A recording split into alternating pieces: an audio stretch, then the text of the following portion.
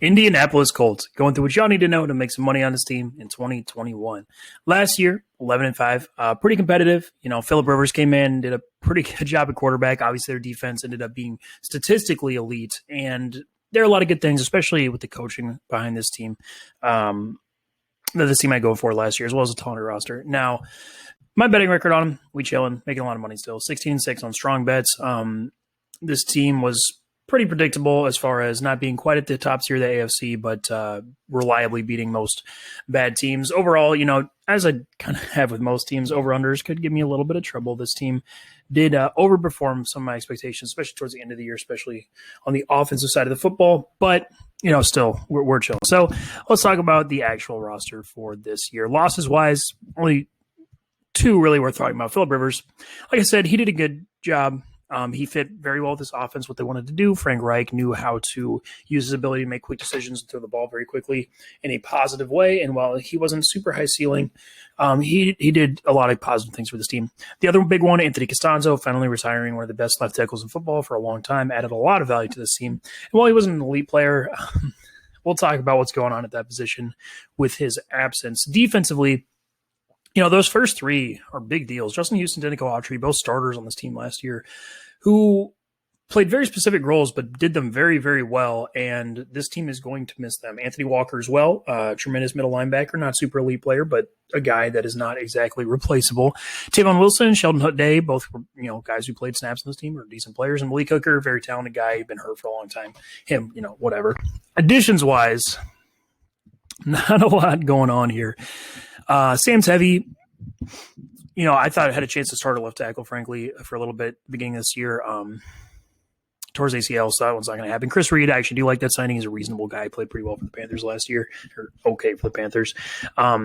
No one else, though. And defensively, Isaac Rochelle, Antoine Woods kind of rotate on this D-line. Antoine Woods is actually okay, but nothing impressive. As far as the rookies go, this is their draft class. With rookies, we'll talk about how good they are once they actually play on an NFL field. Until then, I don't want to create expectations one way or the other. I don't think there's a whole lot of use in that.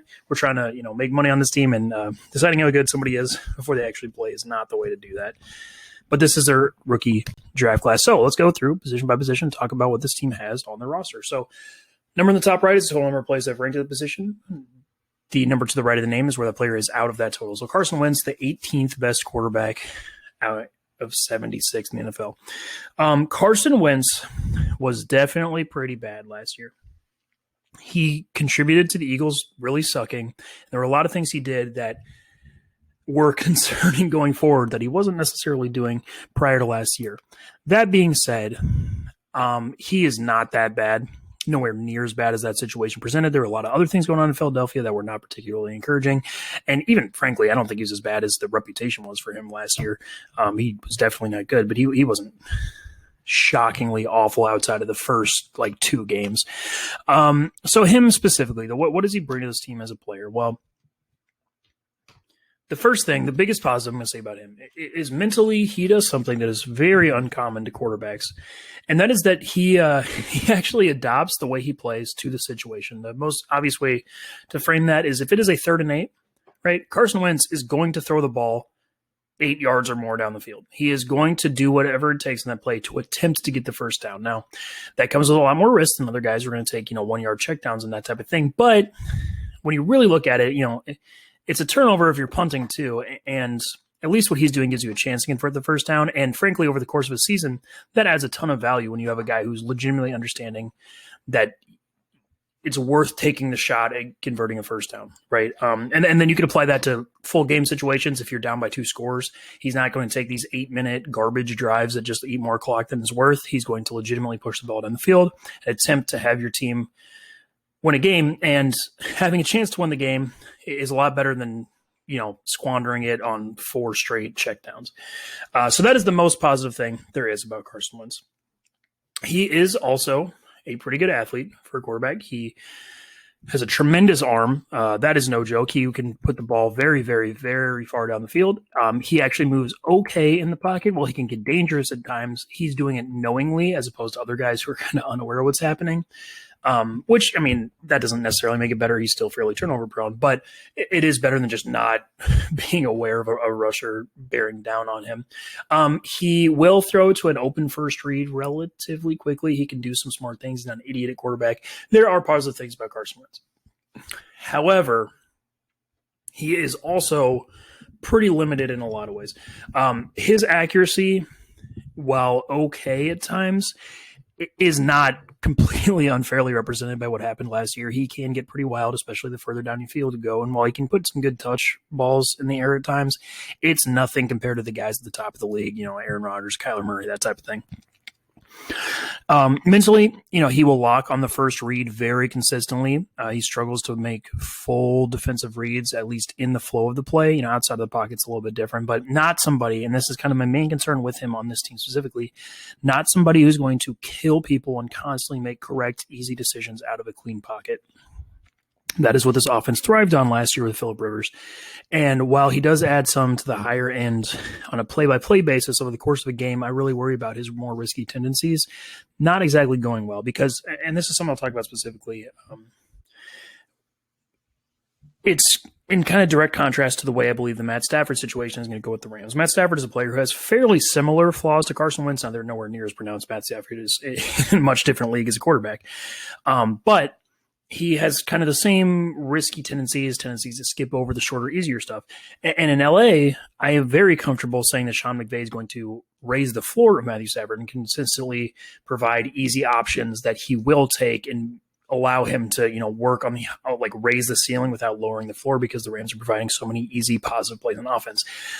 With the Colts, and Carson Wentz specifically, I don't think that's the case. While I expect Frank Reich, who is in the upper tier of offensive coaches in the league, I don't think he's elite. I don't think he's in the same tier as McVay, Kyle Shanahan, those types of guys. He's definitely in the upper third.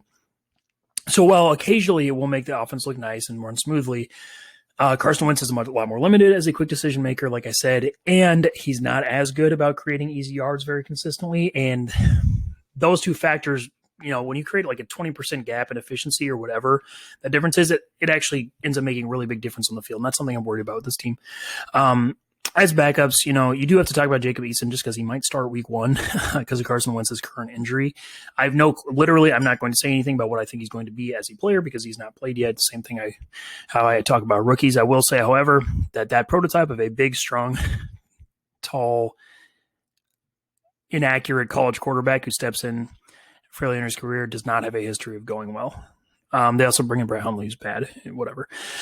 At running back, so this is going to get pretty controversial here for a second. And yes, you see that right. I have Marlon Mack ranked as a better player than Jonathan Taylor, and I'm very comfortable with that opinion.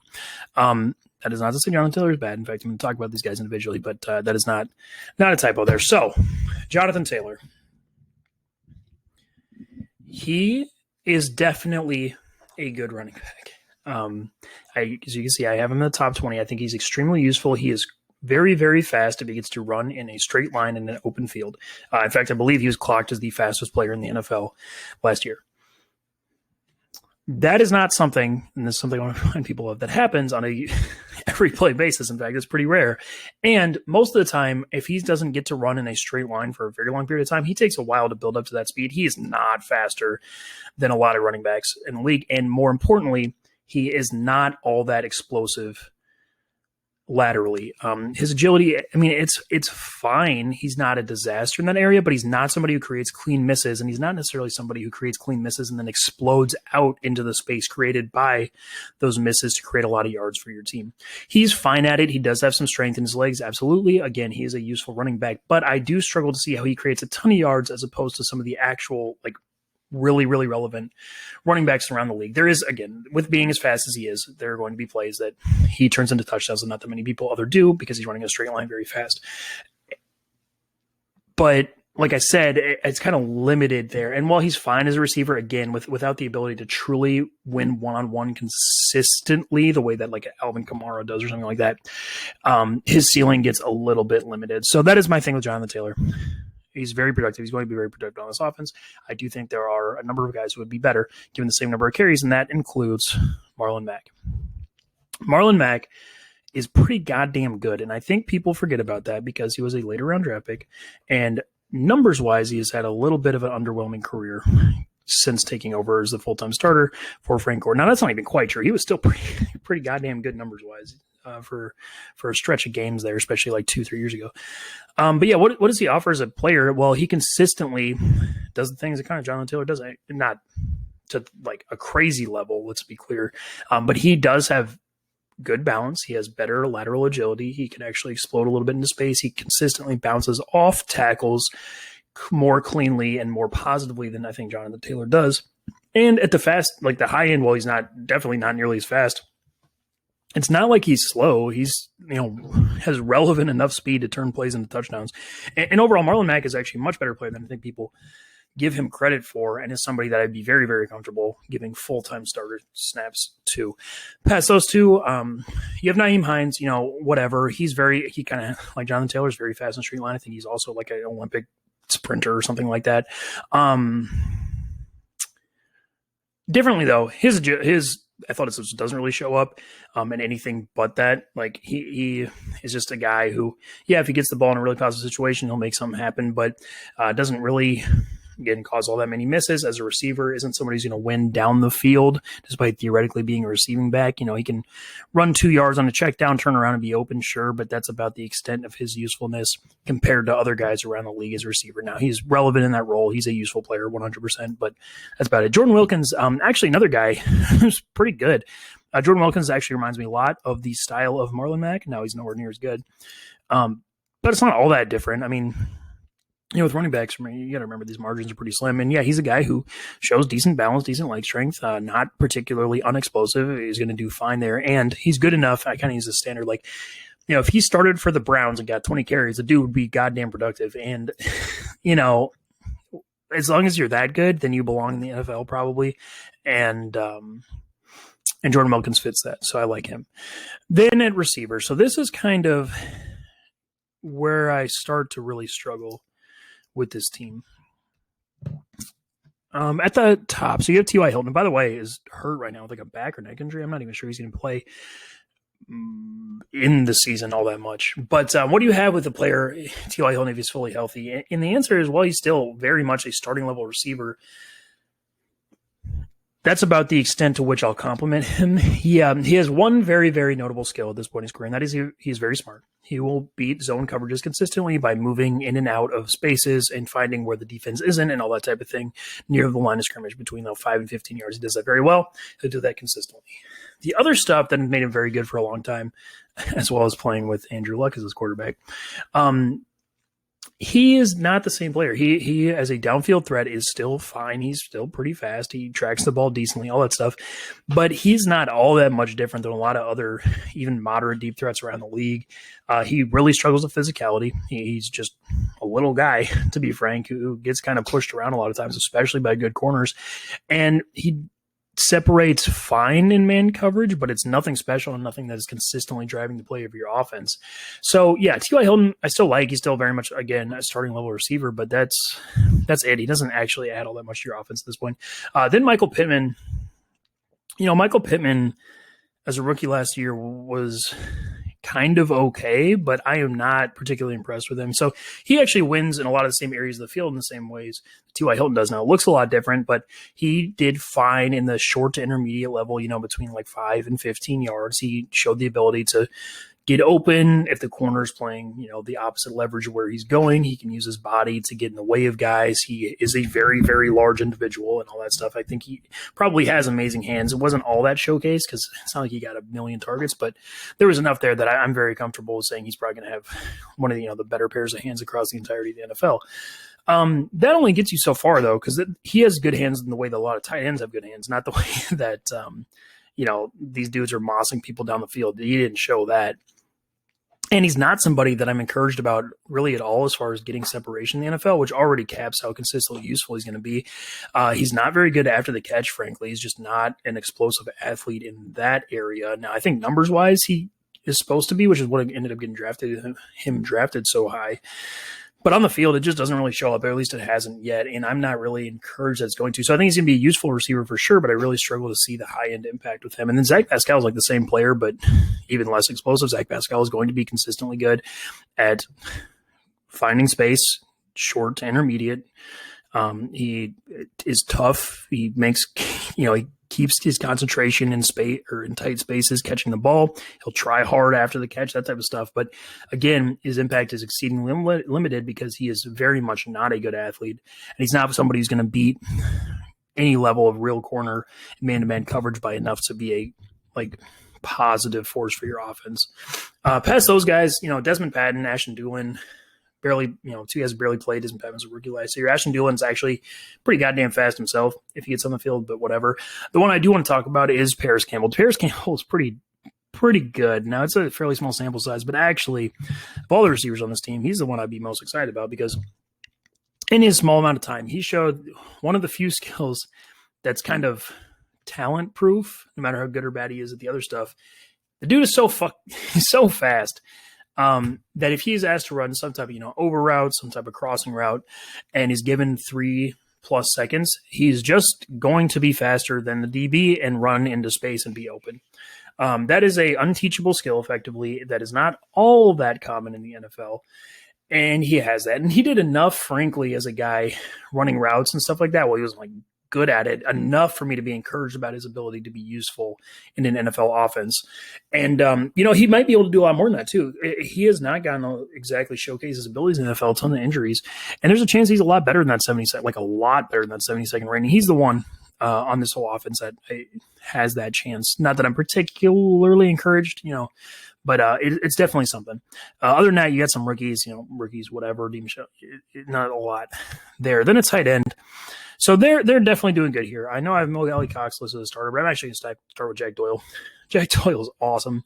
That dude fits this offense perfectly too. But yeah, Jack Doyle is one of the absolute best run blockers in the NFL. He consistently wins at the line of scrimmage. He will kill people in double teams. He kind of eliminates a lot of linebackers, sometimes even safeties in space, legitimately does his job there instead of just getting running around in traffic coned by faster players. He actually gets in their way and makes them deal with him. He's very good at that. And as a receiver, he's valuable. Now, he, similar to the other guys we talked about, kind of loses effectiveness once you get into the double-digit yards down the field. But until then, he's a guy who's very smart. He consistently wins in short to intermediate areas. He finds space very well. He has very, very strong hands. He's very much a classic tight end in all the ways that you talk about, security blankets, that type of stuff. Jack Doyle does that. He does that very well. Super valuable guy. Mo Alley-Cox, as a tight end too, you're chilling. He's not great, but he does a lot of positive things. Also a pretty good run blocker himself. He uses his size very well for being such a gigantic person. He doesn't just lean on people. He will actually move. He is an okay athlete. And as a receiver, while I don't really think he adds a lot there because he doesn't, he's not getting open independently of what the offense calls. He's kind of dependent on being open anyway in the route tree or the route combination. It's not like he's a disaster at it. He's just not, adding value there. And he does show some pretty goddamn strong hands. And after the catch, he'll truck some people. He'll get out there, not like a big play guy, but overall pretty useful player. Then Kylan Granson, rookie, he's looked good in preseason, but whatever. We'll see. Noah Togiai actually is kind of a decent blocker, but that's all he was able to do. Jordan Thomas has some decent snaps throughout his career on a number of different teams. Nothing that I really care about, but I will say he at least kind of has a chance to be good, if he even makes the roster. Then on the offensive line. So this is the famed part of the Colts offense. And I'm going to tell you just off the top, it is, especially at this point with the retirement of Anthony Castanzo, it's not what people think it is. And while it is good, it's not the dominant level that you kind of need. Because when you look at the actual elite offensive lines around the NFL, specifically the Browns, Patriots, those are just nuts 1 through 5 across the board. They're going to kill a lot of people. This offensive line, while it does have a very high-end talent, is a lot closer to just pretty good And there's two spots, and one specifically that is just, I mean, it's about as big of a question mark as you're going to find across the league, that being left tackle where we're going to start. So as of right now, it kind of looks like week one, Will Holden's going to start. Who knows on that? He is a kind of real veteran who has not played relevant snaps in the NFL as far as I'm aware. So I don't want to speak on if he's good or bad, but that is not encouraging for guys going to start week one at left tackle for you. I don't really see how that goes well, if I'm being honest. Again, it's possible, but especially compared to the drop off or with the drop off in play from Anthony Castanzo to that, you start to get really concerned. At the other tackle spot, you are chilling there. Braden Smith is definitely good. He is, Will Holden's 27, been in the league 3 years. Yeah.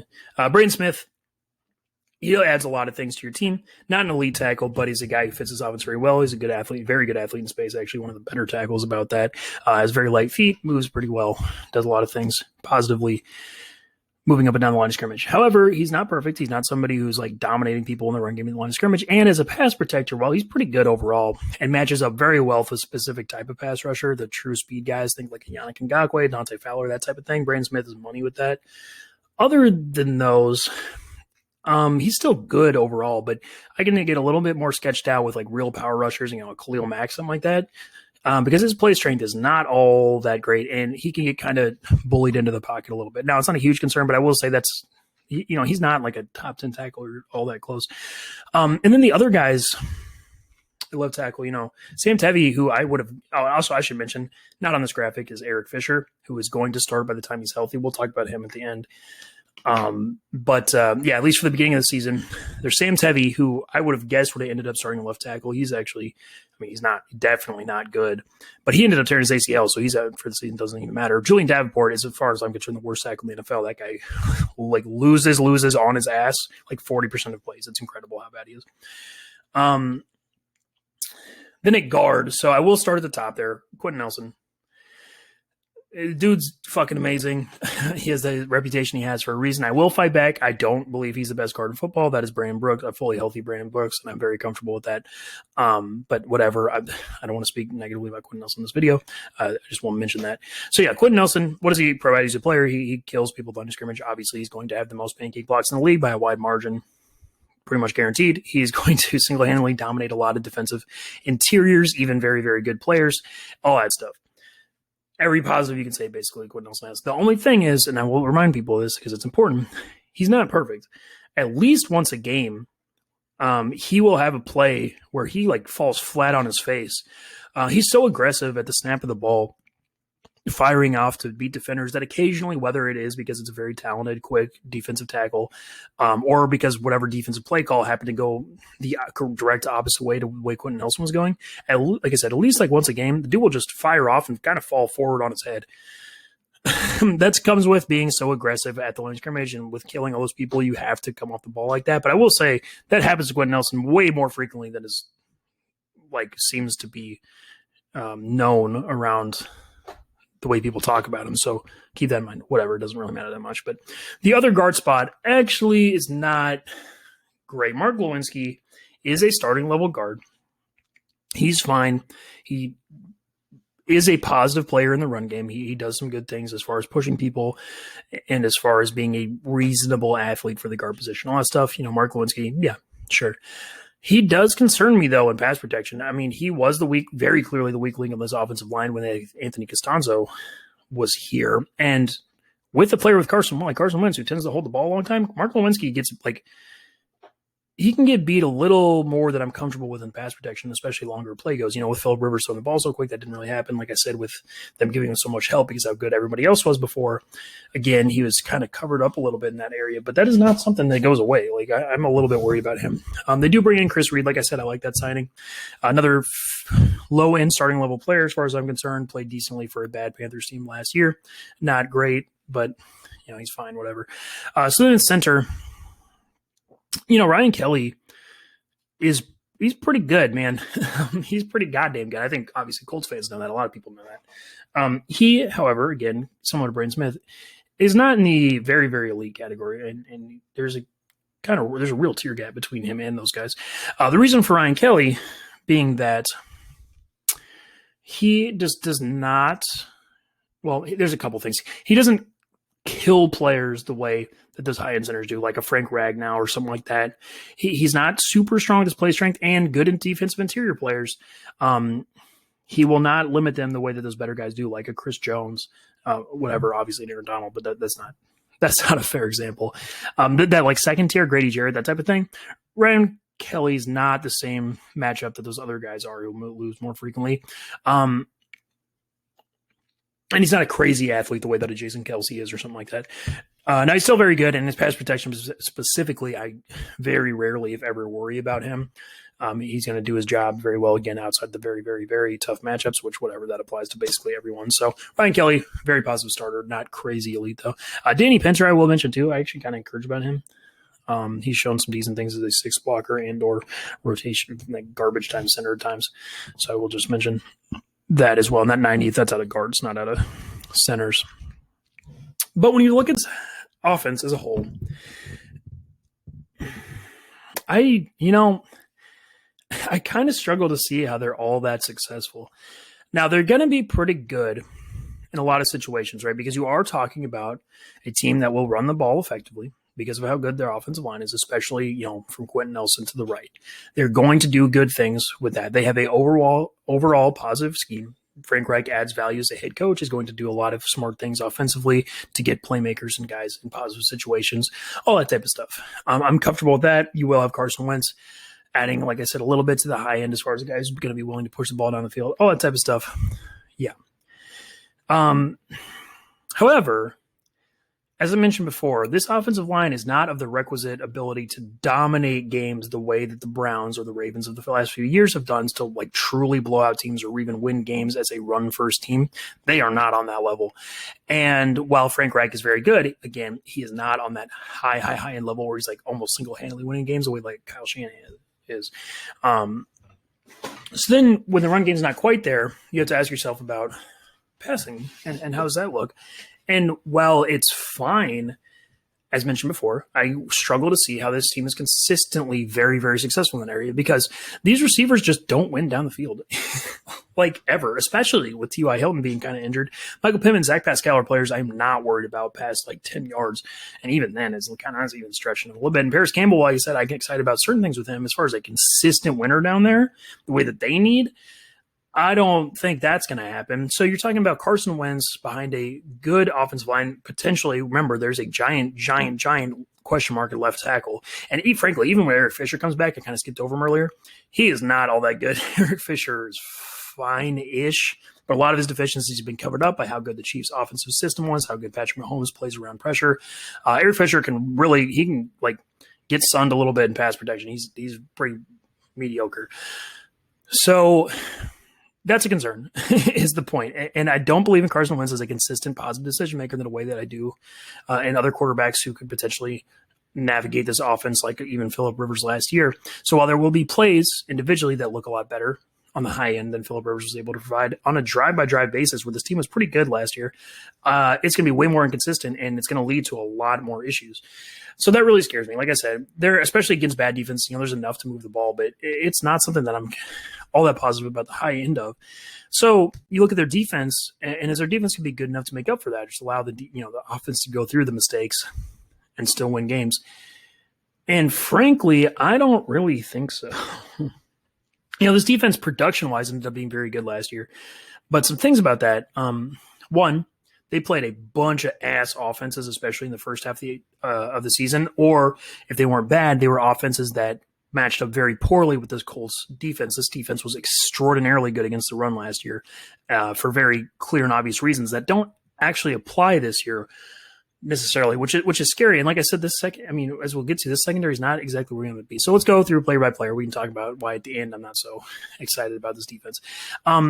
This is the one part I don't have a complaint with. Their interior is still fucking amazing. It's the same one that was some of the driving force behind how good they were last year. DeForest Buckner is amazing at the top end. I will say, I don't think similar to the other guys I talked about before. I don't think he's actually all that close to the top tier, the Aaron Donalds, Chris Jones, Grady Jarrett, that type of stuff. As a pass rusher, he will have highlight plays. He is still overall very useful in that aspect. I'm going to be very clear that I think highly of DeForest Buckner, but he is not on those guys' level as a consistent disruptor against the pass. Run defender, however, every positive thing you could think to say about a run defending defensive tackle applies to DeForest Buckner. He's effectively the best in the league. Wildly good at it. Consistently makes plays. I don't know. I mean, he's just really, really good. Grover Stewart as well as your nose tackle. No complaints. That dude's awesome. He's not quite the high-end play raker. Some nose tackles ahead of him are. Whatever. He holds the point excellently. Uses his hands very well. Not a pass rusher either, but a very useful player. Rotation-wise, those next two guys I'm fine with. Taylor Stallworth played enough snaps for last year to prove himself to be a reasonable player. I don't really see a ceiling with him or him being particularly useful, but he definitely can play snaps as a rotation guy on a good NFL defense. Proven last year. Antoine Woods as well has been a reasonable veteran for a while. No more than really a big fat nose tackle who's going to make plays against the run or hold gaps against the run. But, backup nose tackle, that is what you're asking for. So you're chilling there. Past them, maybe not so much.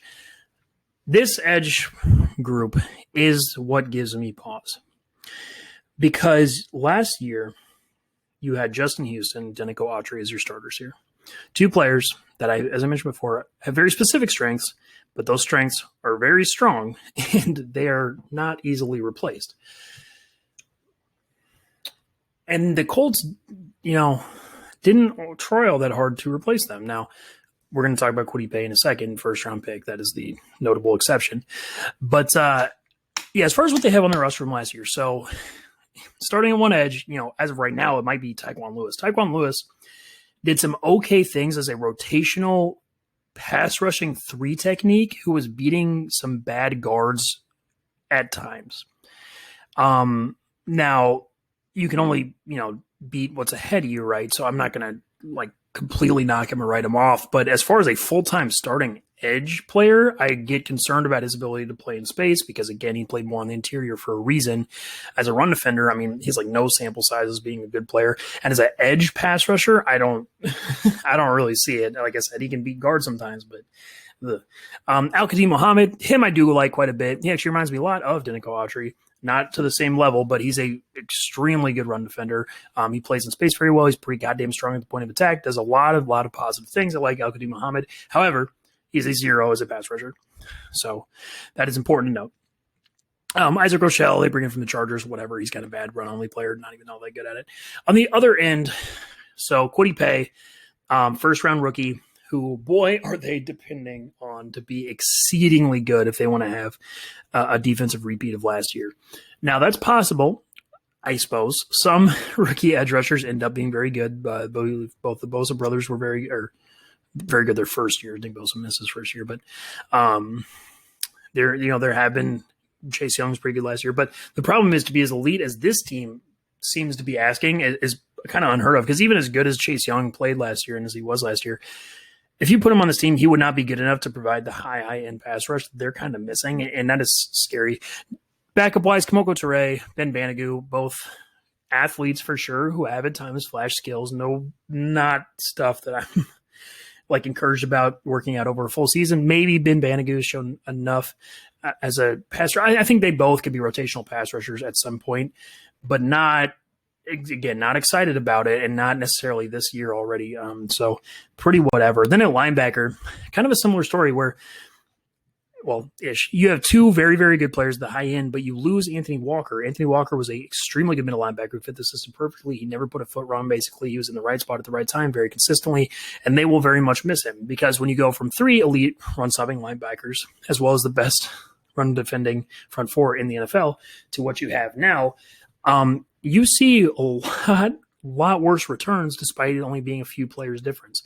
What do they have, though? Darius Leonard's elite. I don't even want to spend that much time on him. He is effectively everything his reputation dictates he is. He is one of the best pass coverage linebackers in the NFL. He's very, very good. He can actually man up guys at times. Now, he's not going to fucking shut down Travis Kelce or something like that the way he thinks he can, probably, but nobody can. As far as a linebacker goes, he's almost as much as you could want. Not the same like interior zone defender that Eric Kendricks is or Bobby Wagner or something like that, but whatever. Darius Leonard's awesome, extremely impactful player against the run too. Bobby Okereke as well is pretty damn good. Now he lacks the high-end play, the high-end talent that Darius Leonard has, or some of the linebackers kind of around him in rankings. I don't necessarily see Bobby Okereke getting a lot better than he is, but he's already very, very useful. He knows what he's doing against the run. He played fairly strong.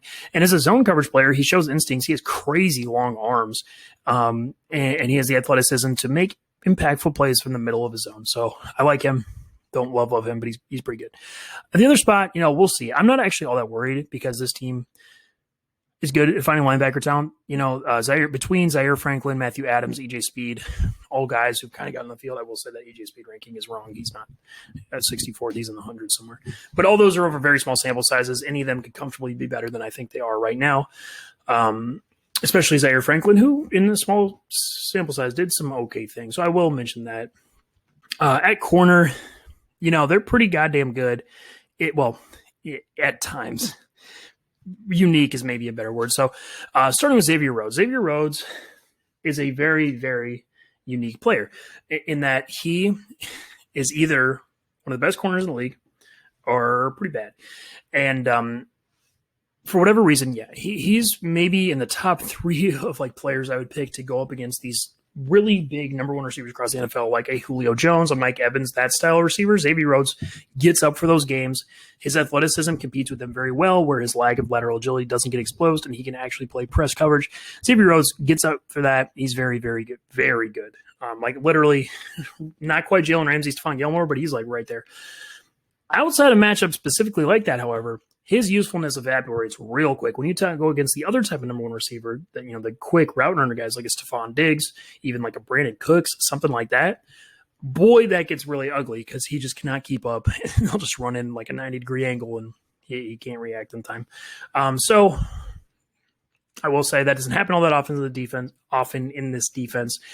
With the amount of zone coverage they play, he's not asked to cover guys like Stephon Diggs running laterally across the field, but it still happens at times, and that does concern me. Number 2 corner, they finally seem to be smart enough to realize that TJ Carey is pretty good and should be starting as he should have been all of last year. He's a little undersized, but he's one of those guys that uses that undersizedness to be quicker than everybody. He's going to stick with a lot of receivers, be there at most catch points, do a lot of things. Now, that is where his lack of play strength and lack of size does show up. He's not particularly good once the ball gets to where it's going, but a large part of being a corner is just being there because you're going to make plays by virtue of that regardless and or keep the quarterback from throwing at you. So TJ Carey I like, don't love. Rocky Sin, he's pretty goddamn bad. Rocky Sin is basically everything I mentioned about Xavier Rhodes, but only the bad parts. Because he can't actually, he can press some of the bad big receivers across the NFL, sure, but so can everyone else. So yeah, and first somehow, despite being this really big, press man corner, he plays the catch point horribly. He just loses track of the ball. He has these really long arms that he just puts in the wrong place, and the ball gets past him anyway. Rocky Sen, I'm not a fan of. I don't really see how he gets any better. I will say, okay, that's being harsh. The way I'm talking, he's not all that bad, but he's definitely not good. Isaiah Rodgers, actually, I'm a little bit encouraged about. He was drafted. He's a rookie last year. Kind of a kick returner too, but he did flash some ability to kind of be a TJ Carey light as far as a quick guy who has some zone instincts. Very small sample size, but I will say Isaiah Rodgers might be kind of good. Holton Hill, he's another of these big bad corners, kind of like Rocky Sin, but even less athleticism, basically.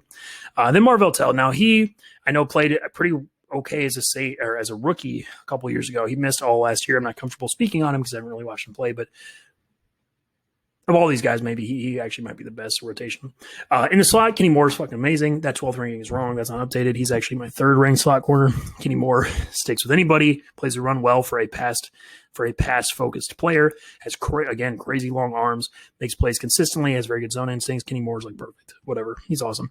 Depth-wise, not so much there, but it is what it is. That's safety. So this is back to kind of the they're fine, but Carter Willis is he's a whatever lower end, kind of replaceable box safety. He does fine in that role.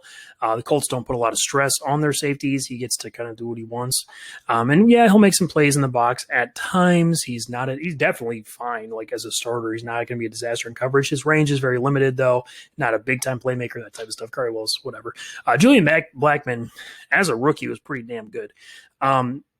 Now, I don't really see the high end with him because I don't think he's a free safety who's going to have the range of a Kevin Byard or a Marcus Williams at the high end of that skill set, but not everybody's going to be that. As far as the next tier of like true center fielding safeties go, yeah, he showed a lot there. I'm very comfortable with him as a starter going into his second year. Depth-wise, George Odom is a special teams player. Ibrahim Campbell's bounced around the NFL for a long time. Not so much. But yeah, when you talk about this defense as a whole, you know, they're going to be competitive, but I really struggle to see how they are even all that close to as good as they were last year, frankly, because so they're still going to play this like soft zone shell that keeps a lot of stuff in front of them that lets them read and react, and that's going to give them advantages, especially against offenses who struggle to break that type of thing down. But when you talk about this run defense specifically, while they're still very good in the interior, their edges are nowhere near as good as they were before. You go from 3 outstanding linebackers to 2. The return on your investment there, it starts to dry up a little bit, like you saw in the first or whatever Titans game that one of their linebackers missed. You can see what happens when you go from 3 to 2, like I said, and that's not even including the loss of 2 outstanding edge players. And I'm more worried about that than I think maybe people should be, or other people are, and they should be. And then as a pass defense, you know, DeForest Buckner's good, but he is not in this tier of like elite. You have to be so good as an interior rusher to actually like be very, very relevant, to be your team's number one guy. Like Aaron Donald, as good as he is, only like he doesn't even kill games from the interior the way that a edge rusher can all the time. That sounds like, listen, Aaron Donald's amazing, but that's like the level it takes to be as impactful, because Grady Jarrett's almost there. And you see how bad the Falcons defense is a lot of times. So, and DeForest Buckner is not even close to them as a pass rusher. So you have that. You have questionable at best edge rush. I think it's probably going to be bad unless Kwity Paye is the like best rookie ever. And then you have secondary players who, between Kenny Moore and, you know, Julian Blackmon, like you have talented guys who are going to match up in specific games pretty well. But without the pass rush to keep them from having to cover for 6-7 seconds, I don't think they're going to be all that good, frankly. They're going to be decent, especially against, you know, again, certain teams who are happy to just take checkdowns because they'll be able to rally and react, and you have Darius Leonard and all that stuff. They're going to be really competitive, but their high end I don't think is nearly what it was just last year. Schedule-wise, too, you know, looking at it, their offense needs to be successful. It needs teams that they can either dominate on the ground, or that their receivers are good enough to be, you know, more open than their level would dictate, right? If they're playing teams with like bad secondaries, that type of thing. But when you look at their schedule, you're like, yeah, the Seahawks are kind of bad with corners. But I don't know if they're bad enough for this. And then there is like the Texans, but I'm really worried about the Rams and the Dolphins around. All that stuff is very concerning. And defensively, right, they need, like I said, kind of just non-elite quarterbacks and or quarterbacks who aren't going to be able to take advantage of their kind of overall lack of secondary speed. And Russell Wilson's not what you want to see at number one. You know, we'll see how the Stafford offense looks, but that concerns me. The Titans with their receivers, like, you know, it's kind of tough. So while this team is going to be very competitive because they do have a good coaching staff and an overall talented roster, I do worry about them having any level of ceiling. To be frank, this is just kind of a competitive team that I struggle to see being very much over 500 if they even get there. And that's the Colts for 2021.